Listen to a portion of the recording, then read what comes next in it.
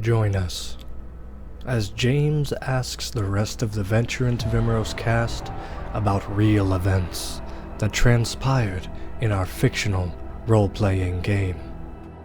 Every triumph, every mishap, every moment that they felt like asking about will be unveiled in this video. This is History Check, a show by Ampersandbox, where we have decided a discussion is better than a recap.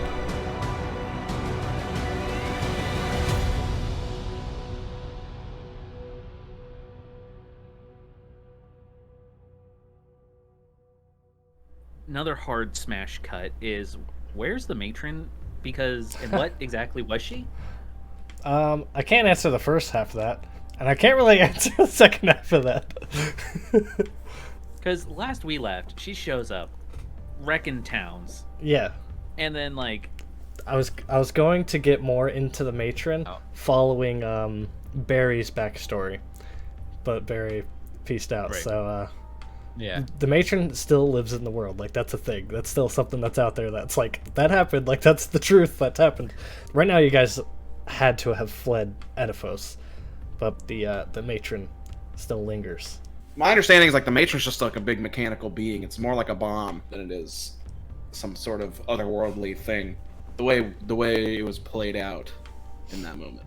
I kind of took it similar to how Alex took it, but like the longer we've been in the world and kind of playing in the campaign, I'm trying not to look at you because I don't want your face to like I'm looking at myself instead, so you don't accidentally give something away, like ruin my hopes and dreams, you know. But I like to my headcanon currently is that it's something to do with the Nomorites or something to do with like Nomi or something, you know. That it's something they made because it was such a crazy thing of power, you know. It's still in Josiah's head because he's like, why the hell does it look like my homie, you know? La la la la la la. yeah, it's like, oh, I have the perfect time to just ask lore questions and see how you might slip up on giving us. Yeah, you're supposed to do that here. Yeah, It's torture the DM. Torture the DM, episode 2. Because like I'm not sure if you, if you can share with us, but we have like how many dead senators at this time? One dead senator, one turned senator. And I don't know if the matron... They're senators, right? The matron has the likeness of a past senator. But when she showed up, wasn't she, like, sieging the town a little bit? She did an attack. Like City Hall. She did a slow motion attack of, I'm going to start over here and then go attack over there. So how many dead senators are there? I mean, I guess all the senators die eventually in the history. There's how many murdered senators? Yeah, how many murdered? How many open seats are there? There's no open seats. When Victor died, Vishram. Vishram took that position immediately. Then there's the Snake Feller, who I can't remember their names either. I just know I know what they look like, and they're fictional. I remember faces better than names in a fictional setting. That's nuts. You guys know. Help me out here. Zyden? Yes, Zyden, Yeah, the Goliath that is now half Serpentine. I mean, they're still a senator. That's really all that's come up so far, I believe. That's been pertinent to the story. Yeah. Well, I mean, we brought up the Gonimian senators and like Gonimian Council, but we haven't delved into them yet because we haven't gone to Gonimia yet. Mm-hmm. Yeah, they were contacted at one point to help with your thing, your disease from the woman, as Zanag would My put it. womanly disease.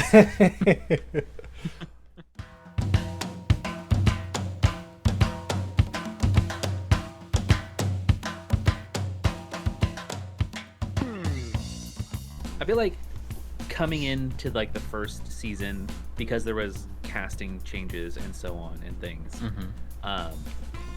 Besides not having casting changes, what is like one thing that you wanted to do with your characters, or as a DM, what did you want to do with the characters that you didn't get to do? I'll go first on that Whoever one. said That was a very easy answer for me because I just wanted to. I'm the story weaver. I wanted to weave their backstories into the current world more, and they disappeared. So I really wanted that because especially Barry's was like the most like out there. Like, what does that even mean? I wanted to bring that into a reality. I wanted to shine the light on that situation. And then I can tell you Reese's right away. Reese was going to be like, obviously you're leveling up as a cleric, you're going to be a god tier cleric. That would have been like the connection to the heavens. And then his father, who died at sea, would have been one of the Maw people, as you guys have called it. Ooh. One of the Maw people, and he was going to be very oceanic. He's going to be like a giant oyster, like walking around, just a very oceanic Maw person, like crawling out of the ocean, covered in barnacles. It's You like mean a Orlando Bloom's dad from Pirates of the Caribbean?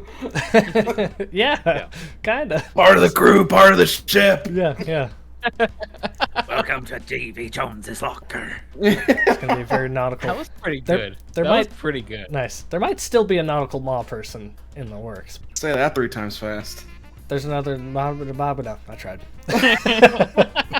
I meant just nautical Maw person, but you know, I can say nautical Maw person too, but not the whole sentence. I can't even say anything 3 enough, man. you nailed it. I know, me personally, the relationship between Zanog and Reese got very complicated when I forced the arm on him. So like, I really wanted to see where that all went. Of like Reese being the only one that had died in the party, like legally, you know what I mean? And then like something brought him back. We had all those really interesting conversations about that shit, and like it just puffed up in smoke after that. So like, I think it would have been a cool life and death and necromancy versus clerical, like light magic or whatever kind of thing going on. It would have been an interesting plot point. Yeah, I was really stoked to see how Zanog and Reese were going to like get closer and stuff, because there was a really good roleplay we had probably 3 sessions before they had to go, and it was Zanog and Reese sitting at a campfire, and Josiah was getting super sick at that time, and he was like started to hallucinate a little bit. He was calling out to like Brigham and Drosette and everything. And Zanog and Reese had this really good conversation where they were Josiah's not telling us everything. We need to figure out what's going on. Like, something's not right here. Like, what is happening? And I was really stoked to see how that relationship went, because like up until then, Josiah and Reese had been like best buds, you know what I mean? And then all of a sudden, you know, they weren't as best buds anymore, you know? Yeah. And it was starting to turn into him being more drawn towards Zanog. Which, and I think me and Josh talked about it. Josiah was kind of pushing that a little bit too. Again, for the same reason that he, like we talked about in the last Tavern Talk, where it's like he wants you guys to be more powerful so he can use you. Even in the moment of like, there was a mechanical arm built for him, and then I had made the necromantic like skeletal arm for him, and it's like the choice being pushed. He had to make that choice. I remember that happening. He was like, "Can I just sit on and think on it?" And Josh was like, "You're gonna die, or you're gonna make this choice." Medically, And then no. he was like, I forced it on him. I said, I just put the arm on. I was like, that's it. We're doing this. And like, to be a cleric in that position, where in a world where necromancy is illegal, 1, and 2, to like show up at we had to show up at the monastery at some point, and he had to like wrap his arm up, because it's like that's a no. Like, you got something, they would like immediately throw you out of the order for, like, Right in the forgotten episodes that never aired. right. Also, this was off the camera at the time, but Justin's choice for Reese was to not choose. He's like, I'll just heal the nub, and like his clerical mentality is like, this is what Lyra wanted for me. His choice not to choose, and then you forcing him on that even was like deeper, like, oh, this is what the goddesses want, like, for his character. He's like, if they made the choice for me, like, that's what he was leaning into, it was great. I was loving the direction of that.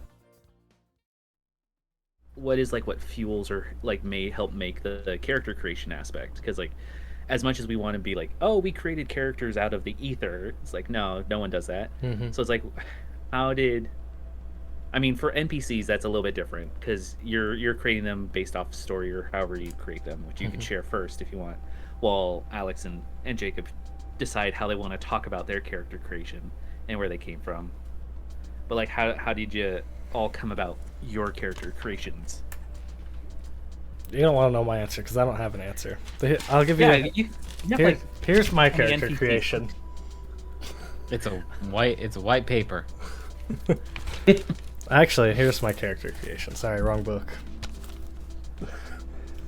Oh, nice. There it is. I draw out plot points. I draw out, I guess, social dynamics that I want to balance or foil or oppose. I don't know. It's both deep and surface level, because I only have so much time to portray a character as when they're NPCs. A PC, that's a big chunk of time where you're fleshing out the character, you're getting motives, you're getting story arcs. But for an NPC, I'm like, I got like 5 minutes to make this person relatable or not, whatever.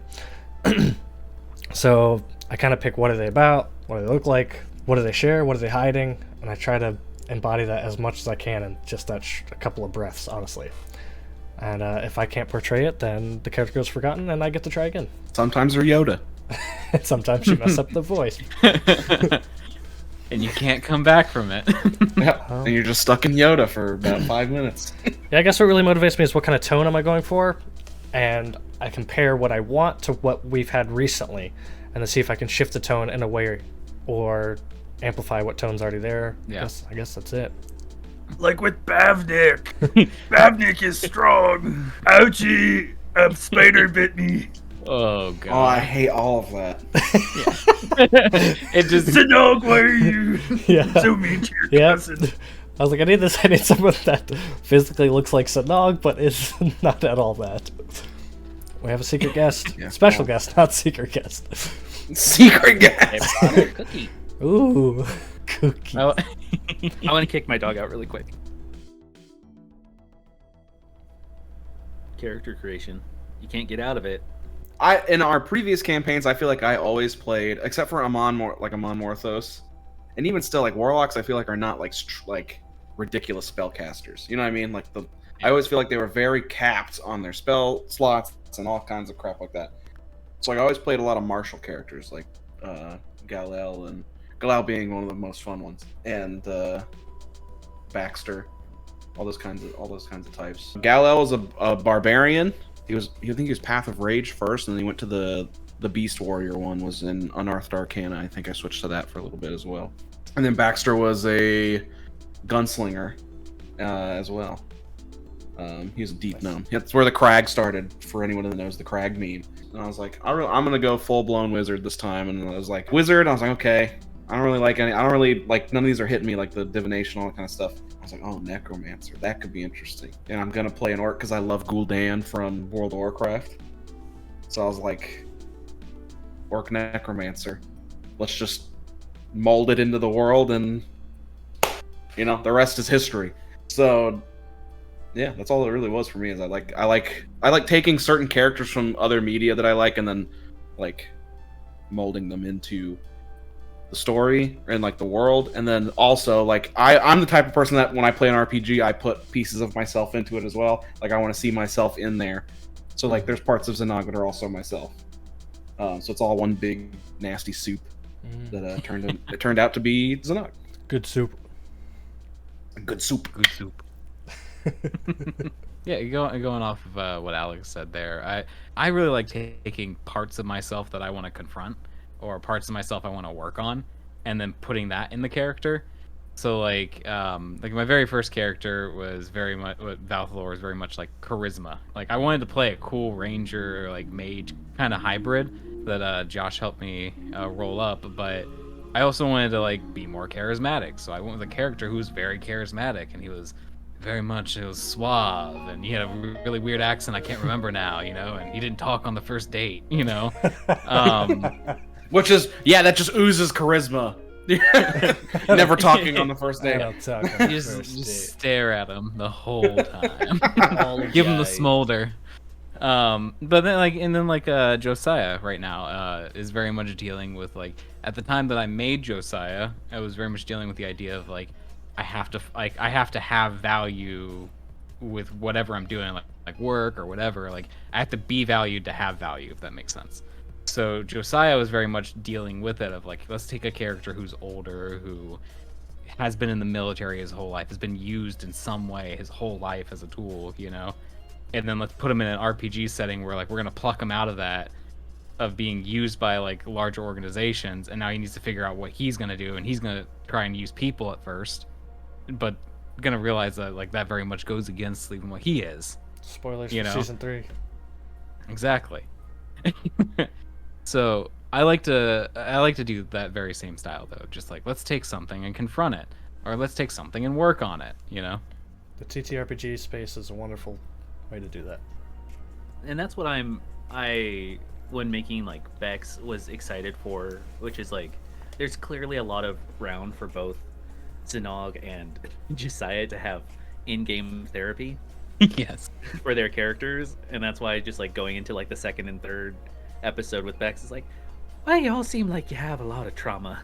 Zanog, yours is generational trauma where you're not trying to be your father, but and then Josiah, you don't have to be of value to everyone.